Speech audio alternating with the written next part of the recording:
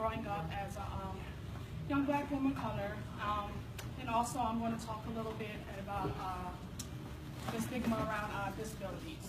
So I'm from Camden. I came from, I don't know if you guys ever heard of the Camden Charter School Network. That's what they're called now. But growing up, I really loved video games, and I love technology, and I love being on the computer. But I was rather ostracized when I was trying to pursue like friends and like playing games in groups and stuff like that, because not a lot of girls are allowed to like that stuff. It's always been video games and technology has always been like masculinized. So it was really hard for me to find groups and get into get into places where they were going to make me feel like I was welcome. So I kind of dwindled out a bit because I was like, yeah, this really isn't for me. Nobody's making this a safe environment for me. So I started college, and I wasn't really sure what I wanted to do at first because, like I said, I wasn't really being welcome in community, so I really didn't know what options I had. So first I started out doing social work, and I was like, nah, I don't really like social work. So then I said, hey, I like art. I've always been into art, and I was like, why not try art? But I was doing art in high school, but I was really popular for it. So I was like, I was popular for art, but I didn't really like art. So then I ended up, so then I started in, I got my major in international relations, and I learned, I really liked stuff about geography. I really learned about, really like to learn about international communities.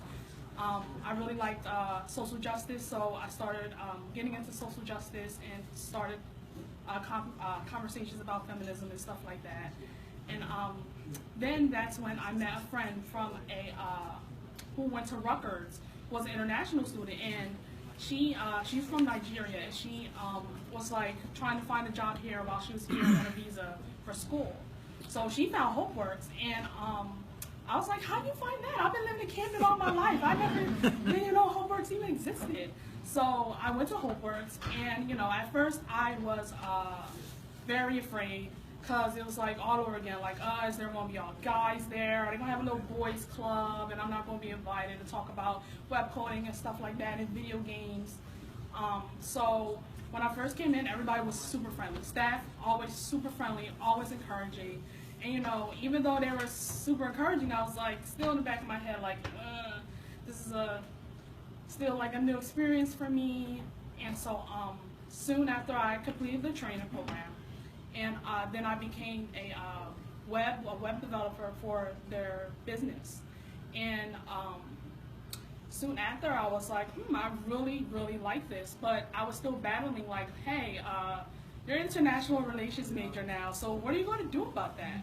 So I was like, you know what, why not? I'll just try to double major and do double majoring in web development and international relations. I go to Camden County College in in Camden County in New Jersey.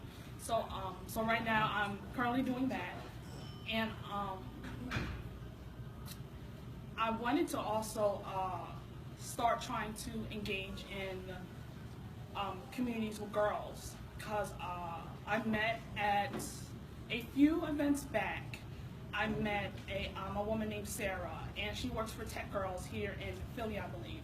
And so once I started talking to her, she's like, yeah, we do workshops for girls, for middle school girls. And she told me that like 50% of girls in middle school, they decide to opt out of technology. And I was sure, like, hey, it's probably because of all the reasons I opted out. Because it was, it wasn't very friendly to women or girls. It wasn't, welcoming. It wasn't a welcoming community. And I was just like, maybe I could do something like that, because even though today I'm still not as confident just because I'm still growing into it, I'm like, why not? I want to help other girls realize that they have the potential to do what I'm doing today. And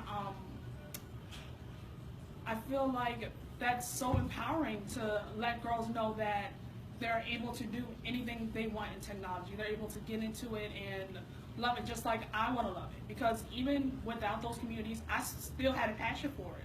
And I still have a passion for it now.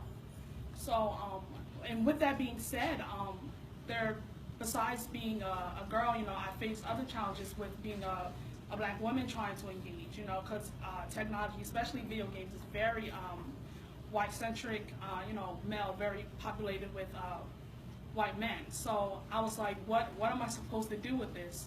So I just wanted another outlook, like, no, I can do this. I can do whatever sorry.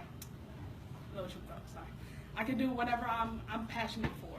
So I decided, like, all right, well, I definitely want to work with tech girls and try to make this come true and try to get some workshops here in Camden to be able to, for girls to come and be able to have their own space where they can talk to other girls about the technology that they love. And also, besides being, you know, coming in as a black woman, there's also other challenges I face, which are disabilities. So, right now, as I speak to you, I have a muscular dystrophy. So I'm not able to stand for long periods of time, which is why I'm over here standing right here. So I'm not able to stand for long periods of time. I also have educational and emotional disabilities, which is causing me to come today and be so nervous to speak to you all. And you know, also with my my ADHD, that makes me, you know, I'm a little all over the place when I'm trying to speak. So with that being said, you know, I want to try to change the stigma about people with disabilities who come into the tech field, because a lot of times when we come, not everybody comes with a face like mine, where you would not have known that I had no disabilities unless I told you right here today. So I want you all to know that even though you see me with invisible disabilities, I want all of you as entrepreneurs to see past, you know, the woman or the man in the chair with, you know, with a wheelchair, or somebody who has to come in with crutches. Because, you know, even though I come here and speak on, not really so, speak on behalf, I just want you to know that even though I don't have that face, I want you to know I still add that face. And I don't want anybody to be excluded just because I have the face of an able-bodied person and an able-bodied woman. And so what I'm working towards is definitely, as I said before, I'm working towards fighting that stigma of people with disabilities, because it's very hard for us to find jobs, because, not more so me, because I don't have the appearance of disability or accessibility that I need to, like, walk with a cane or work with a wheelchair or anything, but, you know, I do face that. I still have to explain to my worker, hey, even though, you know, I'm not working with a wheelchair or with crutches, I still need help. You know, I still need accommodations. So not only do I want to help girls who face the stigma of not being able to work in technology, I want to help people with disabilities as well, and show you all that, you know, we are capable of being valuable in the tech industry. And that's all I have to say today. Thank you.